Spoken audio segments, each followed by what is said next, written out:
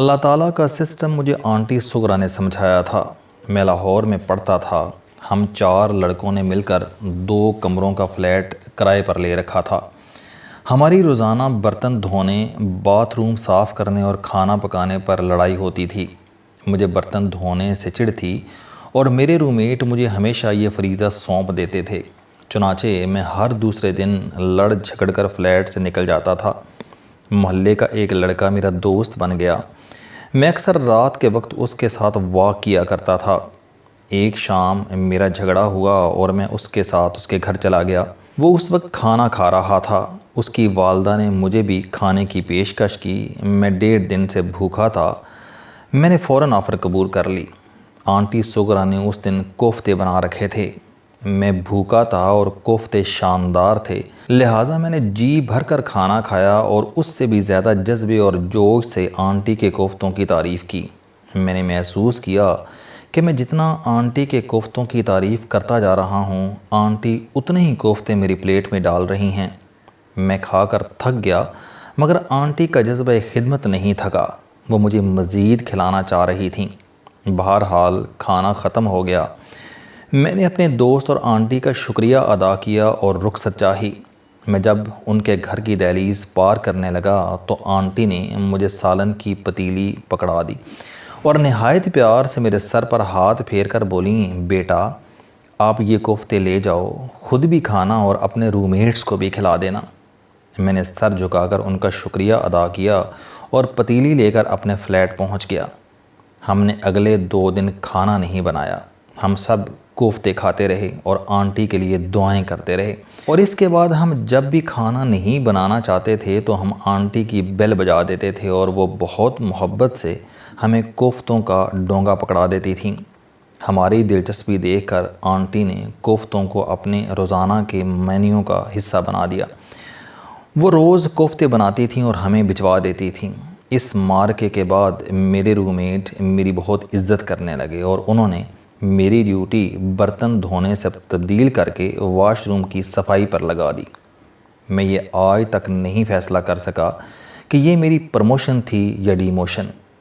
میں نے ایک دن آنٹی سے پوچھا، آپ ہمارے لیے روزانہ کیوں زحمت کرتی ہیں؟ آپ خود قیمہ لے کر آتی ہیں، اس میں مسالے کو گوندتی ہیں، 5 گھنٹے لگا کر کوفتے بناتی ہیں اور پھر ہم جیسے لوفروں کو کھلا دیتی ہیں۔ آپ کو اس مشقت کا کیا فائدہ ہوتا ہے؟ آنٹی نے ہنس کر میرے بازو پر ہلکا سا تھپڑ مارا اور بولیں، بیٹا یہ مشقت یا زحمت نہیں ہے، میں یہ کام خوشی سے کرتی ہوں۔ وہ تھوڑا سا رک کر بولیں، بیٹا مجھے بچپن سے کوفتے بنانے کا شوق تھا۔ میں نے یہ اپنی والدہ اور دادی سے سیکھے تھے۔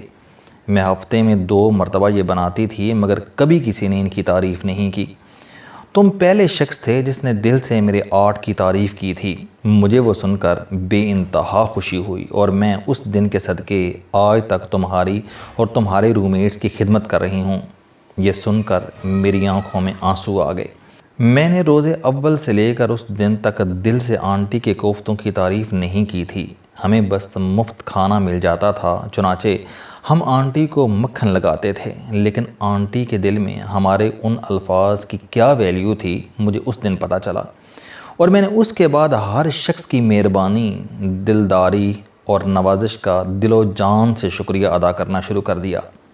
آپ یقین کریں، ہر شخص نے شکریہ کے بعد اپنی نوازش، دلداری اور مہربانی میں اضافہ کر دیا۔ اس کا دل وسیع سے وسیع تر ہوتا چلا گیا۔ میری زندگی میں آج تک کوئی ایسا دن نہیں گزرا جب کسی شخص نے مجھ پر مہربانی کی ہو اور میں نے آگے بڑھ کر اس کا شکریہ ادا نہ کیا ہو۔ حتیٰ کہ اگر کوئی شخص زیادتی بھی کر جائے تو میں اس سے رابطہ کر کے اسے بتاتا ہوں کہ میرے دل میں آپ کے خلاف کوئی کدورت، کوئی رنجش نہیں، یہ آپ کا حق تھا، آپ نے یہ استعمال کیا، مجھے کوئی اعتراض نہیں۔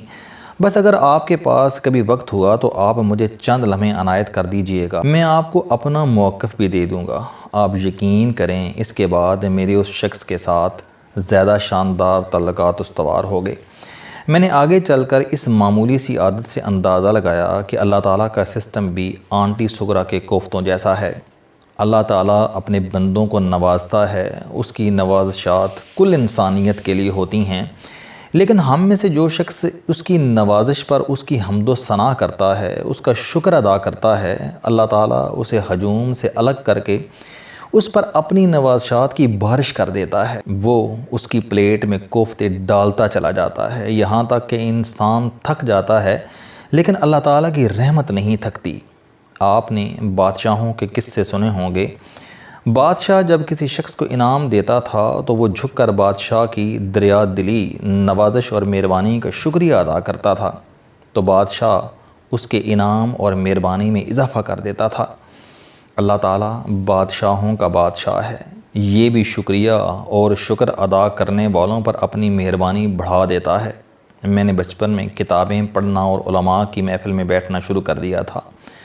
اللہ نے مہربانی کی، میں نے آنٹی سغرا کا فارمولہ لگایا، میں اللہ کا شکر ادا کرتا چلا گیا اور یہ اپنے علم کی طرف کھلنے والے دروازے مجھ پر کھولتا چلا گیا۔ میں آج بھی علم کی شاہراہ پر پیدل چل رہا ہوں اور اللہ کی نعمت کا شکر ادا کر رہا ہوں۔ سفر کا شوق ہوا تو اللہ کی بنائی ہر جگہ پر گیا، اس کی بنائی دنیا کی تعریف کی اور اللہ تعالیٰ نے جواب میں میری پلیٹ میں مزید کوفتے ڈال دیے۔ اس نے سفر کے اور راستے بھی کھول دیے۔ اللہ تعالیٰ نے معاشی آزادی عنایت کر دی، میں نے اس کا شکریہ ادا کیا، اس کی رحمت، اس کی عنایت کی تعریف کی اور اللہ تعالیٰ نے میری پلیٹ کے کوفتے مزید بڑھا دیا۔ میرا بیٹا ٹورزم کمپنی چلا رہا ہے، یہ 2 سال قبل پریشان تھا۔ میں اسے گوہر اجاز صاحب کے پاس لے گیا۔ گوہر اجاز صاحب پریکٹیکل فلاسفر ہیں۔ انہوں نے زندگی میں جو کچھ سیکھا اسے انہوں نے فلسفی کی شکل دے دی۔ میں اکثر اپنے بزنس مین دوستوں سے کہتا ہوں کہ آپ نے اگر بزنس سیکھنا ہے تو گوہر اجاز سے سیکھیں۔ یہ شخص قرض، سود اور بینکوں کے بغیر کھربوں روپے کا کاروبار کر رہا ہے، آپ کو اس سے سیکھنا چاہیے۔ میں بیٹے کو گوہر اجاز کے پاس لے گیا۔ گوہر بھائی نے اسے مشورہ دیا کہ تم اگر کاروبار میں مستقل ترقی کرنا چاہتے ہو تو بھوکوں کو کھانا کھلانا شروع کر دو۔ ان کا کہنا تھا کہ میں زندگی میں ایک بار بری طرح پھنس گیا تھا۔ میں پریشانی میں کسی جگہ کھڑا تھا، سامنے بورڈ پر قرآن مجید کی آیت تحریر تھی اور وہ کھلاتے ہیں کھانا اس کی محبت میں مسکین اور یتیم اور قیدی کو۔ میں نے اس آیت میں دیے گئے اللہ کے حکم کے مطابق فوری طور پر لاہور کے ایک ہسپتال میں مریضوں کے لیے کھانا شروع کرا دیا۔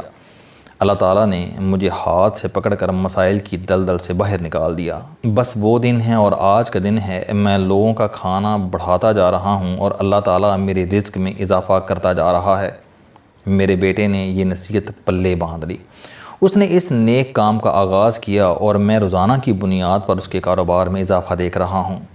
میرے ایک دوست ہوتے تھے سردار کامران، یہ ہمارے ساتھ سفر بھی کیا کرتے تھے، بہت پڑھے لکھے اور سمجھدار شخص تھے۔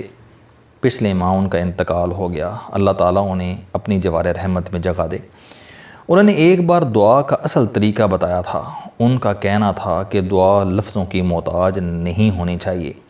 آپ جب کسی شخص کو دیکھتے ہیں اور آپ کے ذہن میں جو خیال یا زبان پر جو الفاظ آتے ہیں وہ اصل دعا ہوتے ہیں۔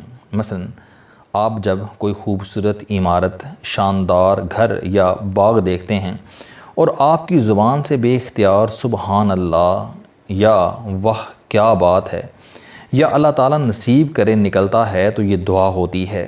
اسی طرح بد دعا بھی انسان کے اندر سے نکلتی ہے اور اس کے لیے بھی کسی قسم کے لفظ نہیں چاہیے ہوتے۔ مظلوم بس ظالم کو دیکھتا ہے اور اللہ تعالیٰ کے عدالتی نظام کے الارم بجنے لگتے ہیں۔ حضرت زین العابدین رحمۃ اللہ علیہ نے کیا خوب فرمایا تھا کہ آپ تبلیغ کے لیے جا رہے ہیں، کوشش کریں کہ آپ کو زبان سے تبلیغ نہ کرنا پڑے۔ آپ کے کہنے کا مطلب تھا کہ مبلغ کا طرز عمل سب سے بڑی تبلیغ ہوتا ہے۔ انسان کو جب زبان سے تبلیغ کرنا پڑے تو اس کا مطلب ہوتا ہے کہ اس کے پاس اپنے عمل سے دکھانے کے لیے زیادہ سامان موجود نہیں۔ دعا اور بد دعا دونوں نظر سے ہوتی ہیں۔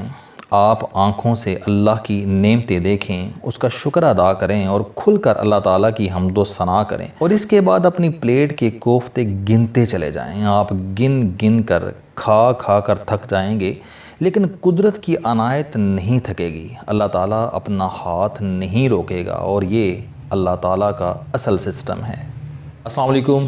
آپ سٹوڈنٹ ہیں، کوئی جاب کرتے ہیں، کاروبار کرتے ہیں یا پھر آپ گھریلو زندگی گزار رہے ہیں، اگر آپ اپنی زندگی کو بدلنا چاہتے ہیں تو اس چینل علم دوستی پر آپ زندگی میں کامیابی کے لیے جاوید چوہری صاحب کے موٹیویشنل، سوشل، سیلف ڈسکوری سے ریلیٹڈ اور صحت سے متعلق بے شمار کالم سن سکتے ہیں۔ میرا دعویٰ ہے کہ یہ چینل آپ کی زندگی بدل دے گا۔ اس چینل کا مقصد اچھی باتیں معاشرے میں پھیلانا ہے اور اچھی بات کو دوسروں تک پہنچانا صدقہ جاریہ ہے۔